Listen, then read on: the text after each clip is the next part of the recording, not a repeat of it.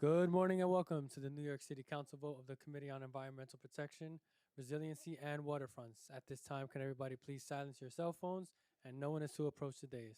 Chair, we are ready to begin.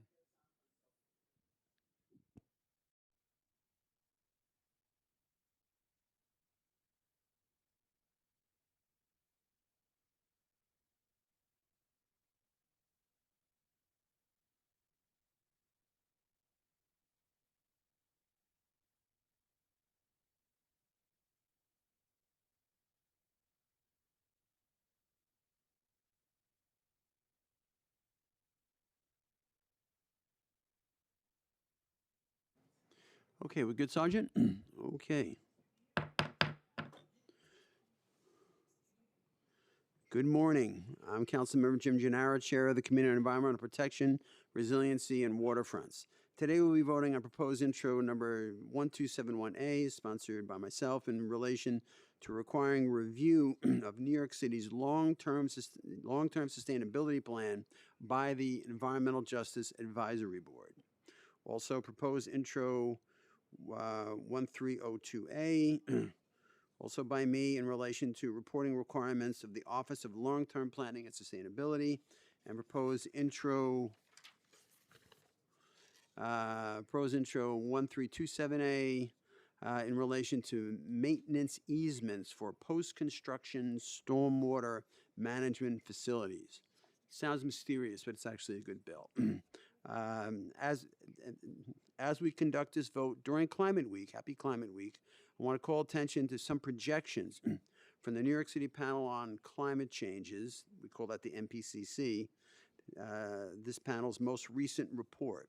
The same NPCC, by the way, that was codified into local law. Oh, who wrote this? That was codified into law by yours truly via Local Law 42 of 2012. I didn't write this, I'm just reading it. Okay. According to the latest report, local sea levels are projected to rise between 6 inches and 12 inches in the 2030s, 1 to 2 feet by the end of the 2050s, and 2 to potentially 5.5 feet by 2100. High-end estimates suggest that annual precipitation may increase up to 10% by the end of the 2030s, 14% by the 2050s, with a potential 30% increase in average annual rainfall by 2100. Temperatures are predicted to increase between 2 and 4.7 degrees by the 2030s, between 3 and 7.1 degrees by the 2050s, and between 5.1 and 13.5 degrees by 2100.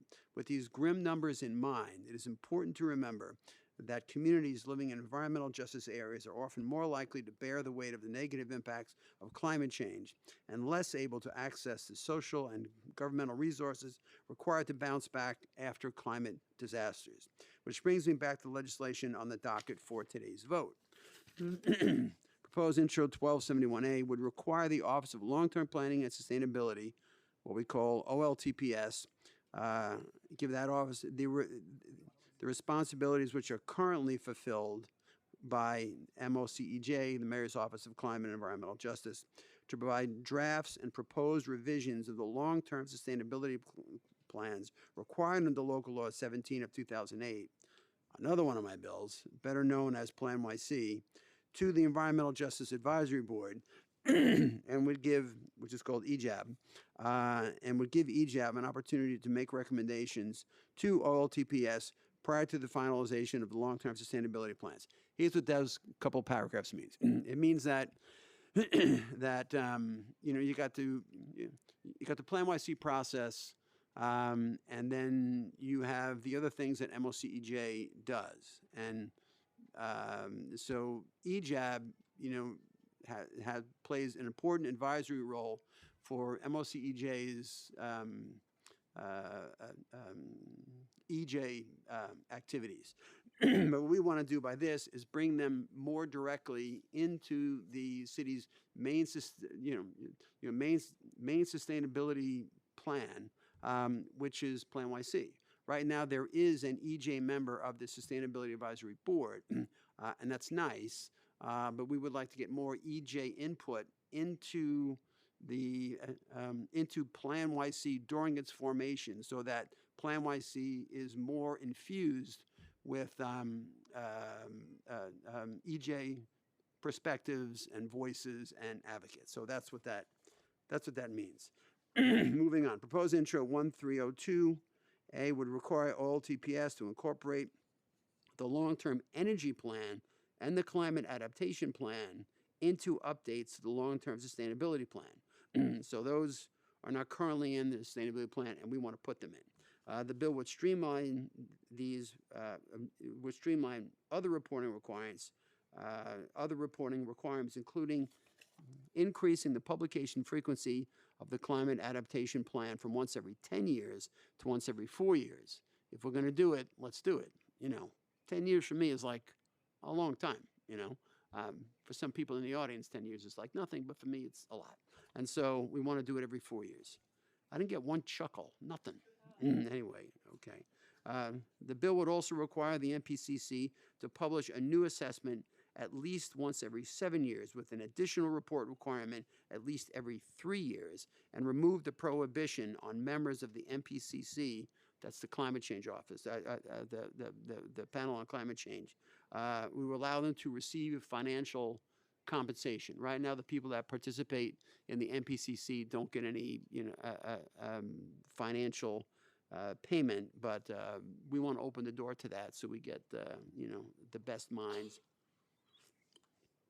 And finally, proposed intro 1327A would streamline the stormwater permitting process by allowing developers to obtain a stormwater construction permit before executing and recording a maintenance easement.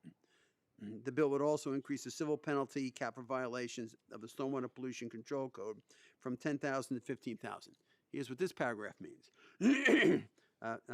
According to the Stormwater Management Plan a long time ago, 2008 or whatever it was, when I passed that, that led to the city doing everything it could to manage stormwater on site, on construction sites, everywhere they possibly could. And so now there's this program in place called SWIP, which is the whatever SWIP means. Stormwater. Go ahead.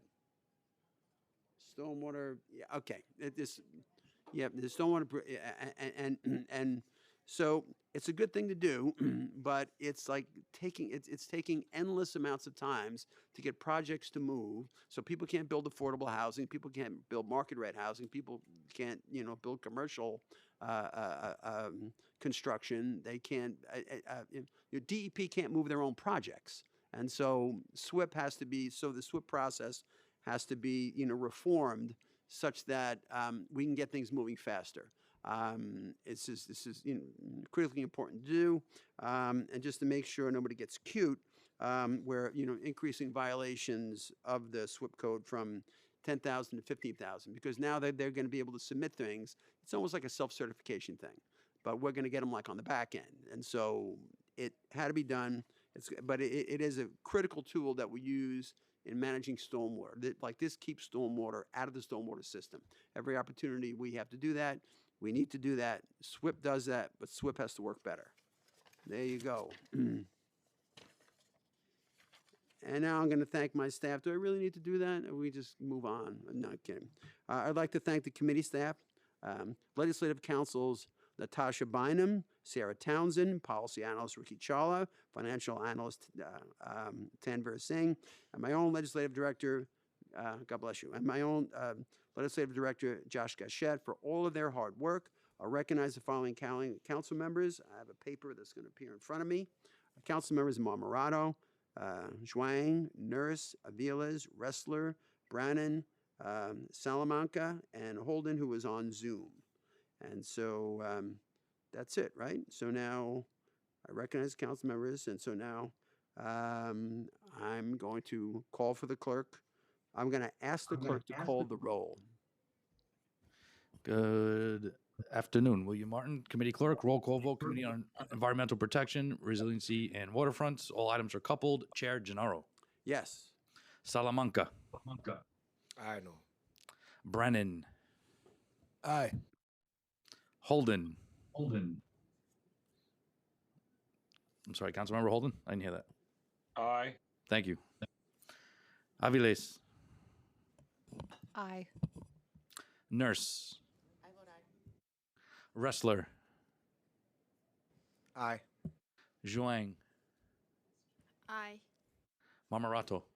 I vote aye on all with the exception of 1271A. I vote no. Following results, all items have been adopted by the committee with 9 in the affirmative, 0 in the negative, and no abstentions, with proposed introduction 1271A being adopted by the committee, 8 in the affirmative, 1 in the negative, and no abstentions. Mr. Chair, that is a full committee. Thank you, Billy. This vote is adjourned.